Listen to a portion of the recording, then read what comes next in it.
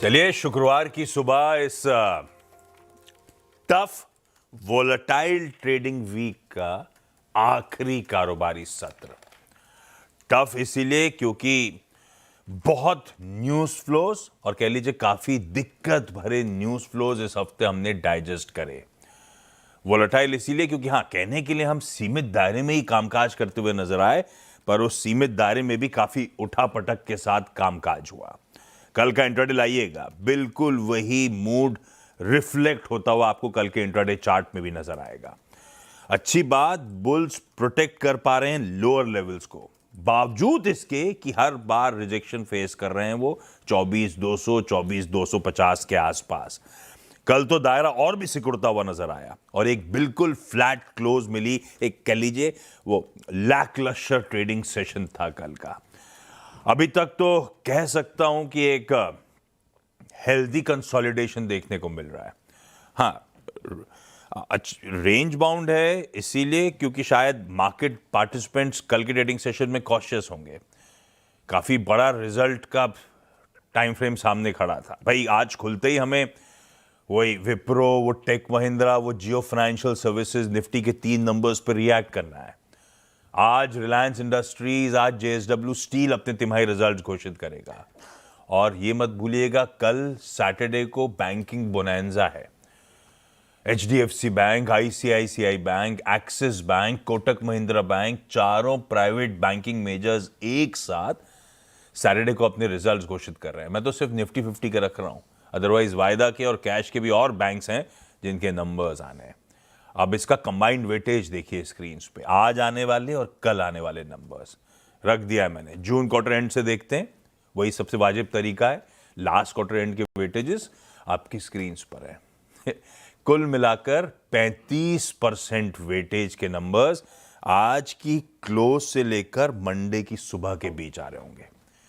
और इसमें 2.5% के आसपास जोड़ लीजिए कल वाले नंबर्स जो बाजार बंद होने के बाद आए। तो कल वाले मार्केट पार्टिसिपेंट्स को तो और भी ज्यादा नंबर्स डाइजेस्ट करने की जरूरत थी, इसीलिए शायद कल थोड़ा सा कॉशियस होंगे। और हम इतने दिनों से रेंज में फंसे हुए हैं, एक रेंज के ब्रेकआउट का इंतजार कर रहे हैं। हु नोज, ये रिजल्ट्स ही वो ब्रेकआउट एक डायरेक्शन देते हुए नजर आए भारतीय बाजारों को। खैर, गिफ्ट निफ्टी के क्यूज रखिएगा स्क्रीन पे। फ्लैट ओपनिंग के इंडिकेशंस हैं, फ्लैट स्लाइटली इन ग्रीन कह लीजिए, 20 से 25 पॉइंट ऊपर खुलने की तैयारी भारतीय बाजारों की। हो क्या रहा है? गिफ्ट निफ्टी फ्लैट है। एशियन पीयर्स क्विकली स्क्रीन पर लेकर आइएगा। बुरे नहीं है हम, हमारे एशियन पीयर्स काफी ज्यादा कई सारे पेन में जाते हुए नजर आएंगे। और जहां तक यूएस के मार्केट्स हैं, कल हमने डाइजेस्ट किया था फ्लैट से 0.5% की गिरावट। उसके सामने एक्चुअल सेशन में इससे कहीं ज्यादा पेन था, 1/4 से 1.5% दबा। हम क्या डाइजेस्ट करके थे? फ्लैट से 0.5% गिरेगा, उसके सामने 1/4 से 1.5% गिरा। और ऊपर से आज सुबह के फ्यूचर्स आपकी स्क्रीन पर हैं, 0.5 से 2/3% और दबाव। तो टावर अप की पहली प्लेट दिखाएगी कहां छोड़े थे यूएस फ्यूचर्स, और दबाव के साथ तीनों का हैंडओवर मिल रहा है। एशिया पेन में, उसके लिहाज से तो गिफ्ट निफ्टी एक stable opening indication at least they रहा है, बुरा नहीं है।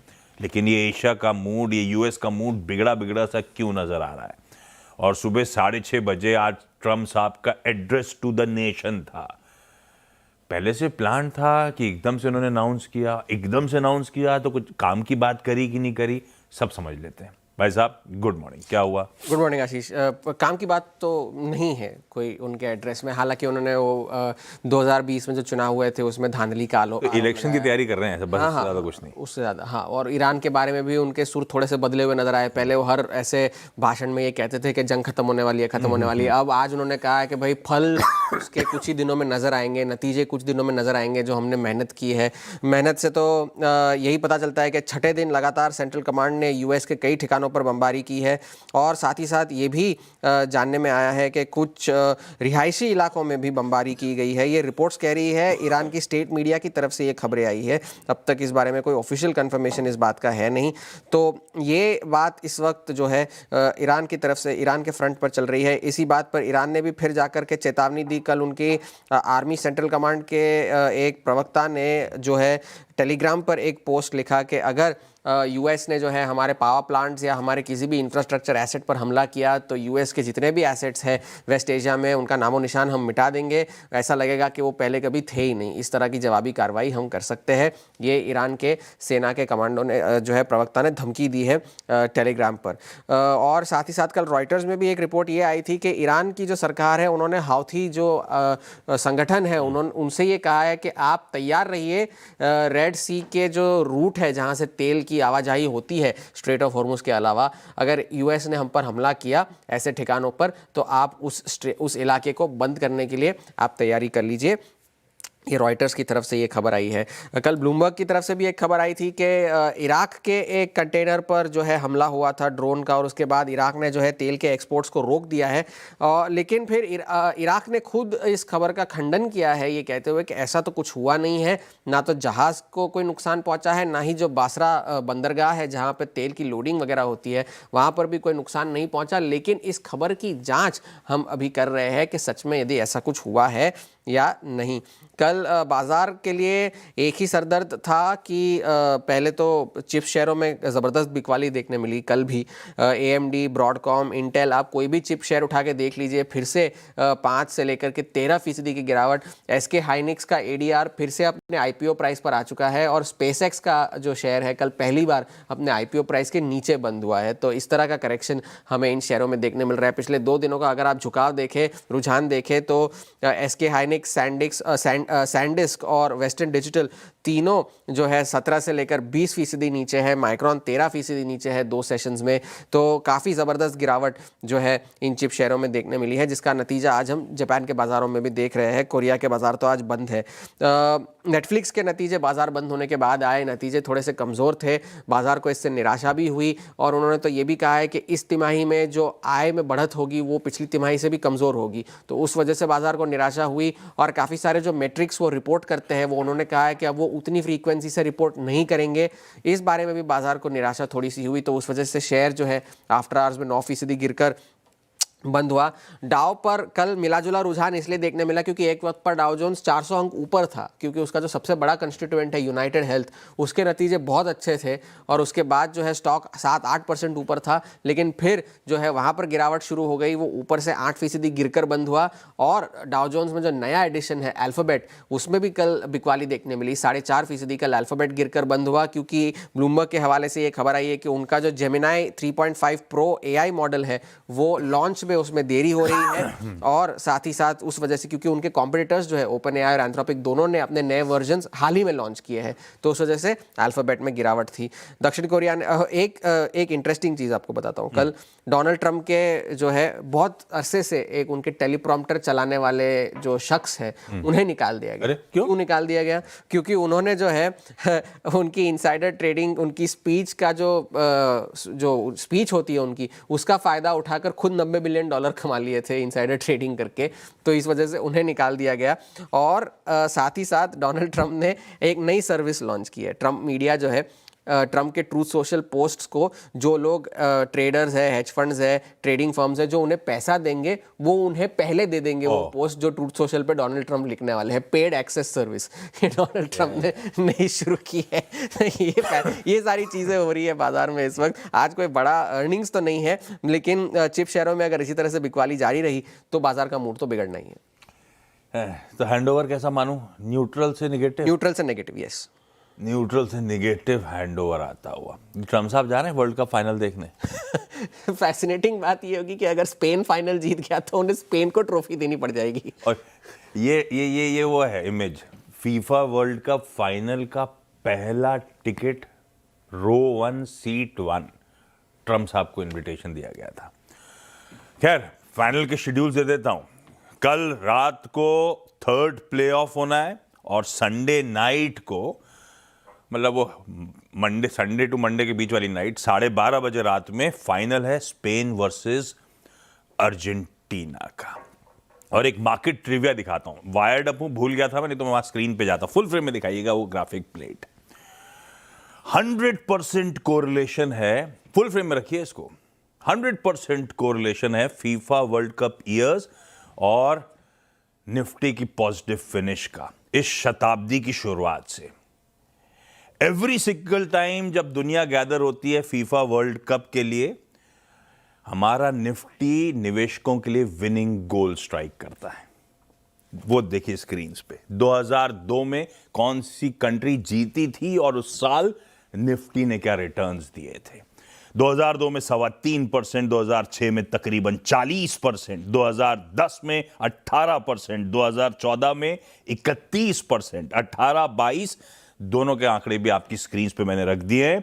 जितना एक्साइटिंग फीफा वर्ल्ड कप के सेमीफाइनल मुकाबले इस बार हुए हैं, उतने ही रोमांचक मोड़ पे कह लीजिए हमारा निफ्टी खड़ा हुआ है, क्योंकि अब तक ईयर टिल डेट 7.7% का दबाव है। अगर ये हिस्टोरिकल कोरिलेशन अनब्रोकन रहना है तो निफ्टी को यहां से तकरीबन 2000 पॉइंट चलने की जरूरत है, यानी कि 8.5% का उछाल बचे हुए साल में दिया तो ये फीफा और निफ्टी का कोरिलेशन सटीक बैठेगा।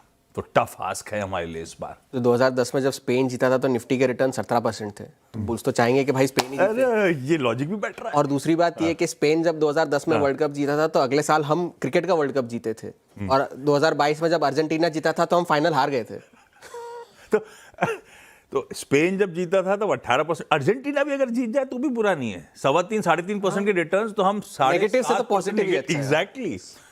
खैर का ये मार्केट इवेंट, हम लोग फाइनल की तैयारी कर रहे हैं तो मैंने कहा ये ग्राफिक प्लेट इंटरेस्टिंग है। खैर वीरू के पास चला जाए, कैसे आज के निफ्टी बैंक को अप्रोच करना है, रणनीति क्या बनानी है, ये समझ लिया जाए। वीरू, गुड मॉर्निंग भाई साहब। गुड मॉर्निंग आशीष। वो कहते हैं ना कि फूफा से हो ना सका तो आपने लगा ली उम्मीदें फीफा से। फीफा से, वाह ठीक है, वाह। फीफा से लगा ली। कहीं ना कहीं से उम्मीद जो है वो जागती रहती है। दैट्स गुड, है ना। बी ऑप्टिमिस्टिक इन लाइफ, है ना। आपको चाहिए 8.5 के लिए 2000 पॉइंट, है ना।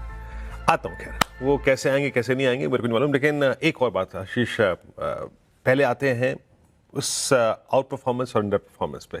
निफ्टी भले ही ड्यूरिंग द डे कोलैप्स हुआ हो आखिरी में, बट स्टिल जो शब्द मैंने कल कहे थे, आप इस रेंज को मेंटेन कर रहे हैं। स्ट्रक्चर्ड है ये रेंज, ऑप्शन राइटर्स ने पूरा कंप्लीटली ग्रैब कर रखा है। कल भी मैंने बात जो की थी वो 183 हाई और नीचे अगर आप देखें 24,021 वही डे रेंज रही। And same is the case with Nifty bank, वो 20 डे में 57,411 वो बेस रहा और 58,000 रेजिस्टेंस। स्टैट्स अभी भी वही है, कोई खास तब्दीली नहीं है। Completely belongs to option writers and completely belongs to वो डायरेक्शनल ट्रेडर जो कि 50, 60, 70 पॉइंट से खुश हो सकते हैं। आइए पहले एफआईएस के स्टैट्स को देखते हैं। 4205 करोड़ रुपए की कैश की सेलिंग, 2986 करोड़ रुपए का डीआईएस का बाय, दैट्स गुड। और इंडेक्स फ्यूचर्स कल एफआईएस ने करीब 1994 करोड़ रुपए का बाय किया। कल आशीष एफआईएस ने निफ्टी काफी बाय किया है। जस्ट मैं एक कोरिलेशन एस्टेब्लिश करने की कोशिश कर रहा था, क्यों क्या हो सकता है। देखिए कल उन्होंने करीब 2194 करोड़ रुपए का निफ्टी बाय किया, 177 करोड़ रुपए का निफ्टी बैंक सेल किया। शॉर्ट कॉन्ट्रैक्ट्स लगभग 13,000 कॉन्ट्रैक्ट कम कर लिए, दैट्स गुड। अच्छा, निफ्टी में ये क्यों हुआ, क्यों बाय किया उन्होंने। निफ्टी बैंक के तो अगर आप देखें स्टैट्स अभी भी खराब है, क्रूड 85, तो थोड़ा सा लॉजिक में लोकेट करने की कोशिश कर रहा था कि क्या हो सकता है पॉसिबली। एफआईएस की नेट शॉर्ट रिड्यूस होकर 2,49,000 कॉन्ट्रैक्ट्स रहे, ठीक है, अब ये हो गया। ऑप्शन राइटर्स, और अगर आप एफआईएस के स्टैट्स को देखें ना आशीष, तो उन्होंने इंडेक्स बाय किया, निफ्टी बाय किया, निफ्टी बैंक सेल किया, और 33,000 पुट शॉर्ट थी, 19,000 कॉल शॉर्ट थी। यानी अभी भी वो इस रेंज पर बिलीव कर रहे हैं कि ये रेंज नहीं टूटेगी। और आउटस्टैंडिंग वाइज भी इसी तरीके से अलाउंड है, 64 लाख और लगभग 37 लाख का पुट में, और 24,200 की कॉल में करीब 92 लाख का आउटस्टैंडिंग में रेंज। पिरामिड्स लेके आइए, पिरामिड्स में भी आपको दिखाई देगा कि ऑप्शन राइटर्स इसी रेंज पे बैट कर रहे हैं कि ये शायद वायलेट ना हो। इसका बेस है 50 डे में, इसका रेजिस्टेंस है 100 डे में, तो उनके पास बड़े दो एवरेजेस भी हैं। ये देखिए, मैं फिर कहूँगा एज ए डायरेक्शनल ट्रेडर आप बेस वन पे फोकस कीजिएगा, with bit of risk buy, और with bit of risk sell at higher levels. मुझे नहीं मालूम एग्जैक्टली अब हम किस रेंज में ओपन होंगे, बट स्टिल मैं एडवोकेट इस बात का अगर आप देखें तो कहूँगा कि आप इस रेंज पे फोकस कीजिए। बेस वन और RS वन नहीं है छोड़ दीजिए, और ऑप्शन राइटर्स हैं तो 24,100, 24,000 की कॉल पुट का जोड़ा। दूसरी बात, टुवर्ड्स एंड मेरे ख्याल से लेट्स सी बाजार क्या अप्रोच लेता है। आप वीकेंड की तरफ जा रहे हैं और क्रूड एट 85 और जियोपॉलिटिकल टेंशन चरम पे हैं। किसी भी सर्कमस्टेंसेस में 23,961 वायलेट होता है आशीष, जब लिखा ये बेस वन फिर से 23,961 आपके स्टॉप लॉसेस लेगा, जो भी रेंज पे बिलीव करके ट्रेड कर रहे हैं। Then a drift towards base two is quite possible. तब आपका ये ऑप्शन क्लस्टर नीचे की तरफ वायलेट होगा। In that case A drift towards space too is possible. Nifty IT आपके लिए एक क्रिटिकल कंपोनेंट है. जिस तरीके से चिप्स के स्टॉक्स की रैली कोलैप्स हो रही है, कल एक बात याद रखिएगा, जस्ट एक फिलाडेल्फिया इंडेक्स जो है ना यूएस में, आशीष, कल पहली बार 50 डेमा तोड़ के बंद हुआ है. पहली बार मार्च 27 के बाद एक वर्टिकल राइज था इस इंडेक्स में फ्रॉम 8,000 टू 14,500. तो ये शायद आईटी को अगर आप देखें कि एडवांटेज थे, तो शायद निफ्टी का एक डाउन साइड रिस्ट्रिक्ट करने की कोशिश करे Nifty IT. Now let's come to Nifty bank. वही जो मैंने कल रेंज दी थी, रेंज रही. आप ट्रेड कर रहे हैं नहीं कर रहे हैं कोई बात नहीं, बट रेंज को बाजार रिस्पेक्ट कर रहा है. 58,000 के कॉल राइटर्स और 57,500 के पुट राइटर्स, उनके पास ये भी बिलीव है कि आपके इर्द गिर्द 20 डेमा चल रहा है. तो अगेन कॉल राइटर्स 58,000 पे, पुट राइटर्स कहाँ पे, 57,000 पे. लिखा ये लेवल्स. अभी भी मैं निफ्टी बैंक को देख रहा हूँ इसी ट्रैजेक्टरी में, बिटवीन बेस 1 जिस तरीके से कल मेंटेन किया और RS1 जिस तरीके से कल मेंटेन किया, इसी रेंज पर फोकस कीजिएगा. हाँ, क्लोजर टू आई थिंक 230, 330 अगर आप बेस 1 को वैलिड कर रहे हैं Ashish, then a small drift towards 57,000 बहुत दूर नहीं, पॉसिबल है निफ्टी बैंक में. Trade accordingly. आशीष, बहुत बढ़िया. ये है निफ्टी बैंक का हमारा अप्रोच. पुणे चला जाए, राजेश सतपुते.com के श्री राजेश सतपुते साहब रेडी हैं बढ़िया सी आज की स्टॉक आइडियाज के लिए. Rajesh sir, good morning. आज के प्रेफर्ड पिक्स कौन से हैं? Good morning Ashish ji, good morning Viren and good morning everyone. Ashish ji देखिए, आज दोनों जो स्टॉक्स है वो दोनों के दोनों ब्रेकआउट कैंडिडेट्स हैं. उसमें से पहला रहेगा यूपीएल. क्या जबरदस्त कल ब्रेकआउट मिला इसमें. एक ही दिन में 10, 20 एंड 50 डे में का ब्रेकआउट मिला. 50 डे में जो है इसका वो करीबन 610 के आसपास है. 621 का क्लोज था, तो हम 610 के स्टॉप लॉस के साथ यूपीएल लॉन्ग करेंगे. कल शॉर्ट कवरिंग भी थी इसमें, तो ये शॉर्ट कवरिंग जाएगी कहां तक, मुझे लगता है 640, 650 तक की जगह है. सेकंड जो कैंडिडेट रहेगा दैट विल बी सीमेंट. मुझे लगता है ओवरऑल अगर आप सीमेंट स्टॉक देखें आशीष जी, जैसे कि अल्ट्राटेक है, डालमिया है, अंबुजा, कहीं ना कहीं लगता है कि यहाँ पे ट्रैक्शन आना चाहिए. तो यहाँ पे जो चार्ट पे ब्रेकआउट है वो है डालमिया सीमेंट में. डालमिया सीमेंट का जो टारगेट दिखता है मुझे वो 1880 का रहेगा, और जो स्टॉप लॉस मेंटेन करना है वो रहेगा 1810 का. So UPL and Dalmia cement, these are two buy call. Perfect. दोनों खरीदारी करने के कॉल. दोनों स्टॉक्स में अच्छी मजबूती बन रही है. डालमिया भारत और यूपीएल बाय साइड के ट्रेड्स लेवल्स नोट डाउन कर लीजिए. सतपुते साहब होंगे अब 8 बजे के पैनल में, तो और डिटेल में उनसे बातचीत करेंगे. सतपुते साहब, सुबह सुबह जुड़ने के लिए धन्यवाद आपका. क्विकली कंचन के पास चला जाए आज के सारे इंपॉर्टेंट स्टॉक्स इन न्यूज के लिए. कंचन, गुड मॉर्निंग, बताएं. Good morning. शुरुआत करते हैं विप्रो के साथ. देखिए नंबर्स यहाँ पे हमें बेहद खराब देखने को मिले हैं. मार्जिन्स की बात करी जाए तो काफी बड़ा मिस आता हुआ दिखाई दिया है और अपने 15 क्वार्टर्स के लोएस्ट में ये बना हुआ है. 16% रिपोर्ट किया गया है और पिछले क्वार्टर देखा था 17.3% का, जबकि अनुमान जो बाजार लगा के चल रहा था वो 16.9% का था. रेवेन्यू देखा जाए तो इनलाइन है, डिक्लाइन देखा गया है 1.2% का क्वार्टरली बेसिस में. और अगर इसको पीयर से भी कंपेयर करें तो काफी निराशाजनक नंबर्स रहे हैं. गाइडेंस की बात करें तो वो भी सॉफ्ट है, -1.5% से पॉजिटिव 0.5% की. डील विन स्टडी है और टीसीवी डाउन है करीबन 2.5% में. वहीं अगर हम बात करें टेक महिंद्रा के नंबर्स की, देखिए नंबर्स यहाँ पे हमें अच्छे देखने को मिले हैं. कांस्टेंट करेंसी ग्रोथ देखी जाए तो 2.6% क्वार्टरली बेसिस पे बढ़ता हुआ दिखाई दिया है, जो कि अपने 12 क्वार्टर्स की हाईएस्ट में बना हुआ है. और 11 ऐसा स्ट्रेट क्वार्टर है जहां पे हमें मार्जिन का एक्सपेंशन देखने को मिला है. 15% एबिट मार्जिन अच्छे देखने को मिले हैं. और वहीं अगर हम बात करें मैन्युफैक्चरिंग की तो 9% का इजाफा क्वार्टरली बेसिस में वहां पे देखने को मिला है. तो एक अच्छा और एक खराब. जियो फाइनेंशियल के नंबर्स आए, नंबर्स बेहद हमें शानदार देखने को मिले हैं. रेवेन्यू में एक तरफा जंप जो है वो आता हुआ दिखाई दिया है. मुनाफा जो है अच्छा खासा बढ़ता हुआ दिखाई दिया है 830 करोड़ पे, यानी कि 3 गुना हमें मुनाफा होता हुआ दिखाई दिया है. और जो AUM है उसमें भी करीब करीब 2.6x की हमें जो ग्रोथ है वो देखने को मिली है, यानी कि AMC, इसके अलावा AMC AUM देखा जाए तो वो भी 21% तक बढ़ता हुआ नजर आया है. पिरामिड फाइनेंस के अगर नंबर्स की बात करें तो नंबर्स यहाँ पे भी शानदार ही देखने को मिले हैं. रेवेन्यू में करीबन 28% का जंप आता हुआ दिखाई दिया है. वहीं बात करी जाए अगर कंपनी के मुनाफे की तो वो भी 67% तक आपको उछलता हुआ दिखाई देगा. 460 करोड़ पे रिपोर्ट हुआ है. बोरोसिल रिन्यूएबल के नंबर्स यहाँ पे भी हमें अच्छे ही देखने को मिले हैं. रेवेन्यू यहाँ पे 17% बढ़ा है। EBITDA में शानदार तेजी है और वहीं अगर मार्जिन्स की बात करें तो 31% का जंप यहाँ पे है। और ये भी अगर हम देखें तो पिछले साल हमने देखा था कि कंपनी घाटे में थी, वापस से मुनाफे में आती हुई दिखाई दी है। सीएट के नंबर्स यहाँ पे हमें पेनफुल देखने को मिले हैं। मुनाफा काफी ज्यादा हमें गिरता हुआ दिखाई दिया, केवल 4 करोड़ पे ही रह गया है। वहीं EBITDA और मार्जिन्स में भी काफी बड़ा डेंट जो है देखने को मिला है। रखिए सारे नंबर्स, खबरें, इंपॉर्टेंट दिन है आज, ये सब फोकस में रहेंगे। ब्रेक ले रहा हूं, ब्रेक के उस पार आज हमारे साथ एसएमसी ग्लोबल की वंदना भारती जुड़ेंगी। पता है कल मुझे बड़ी जोर से आपकी याद आ रही थी, तो रवि देओरा साहब को मैंने आपके नाम से बुला दिया था। खैर वंदना जी, थैंक यू जुड़ने के लिए। ब्रेक के उस पार आज की बढ़िया सी कमोडिटी कॉल्स जानते हैं।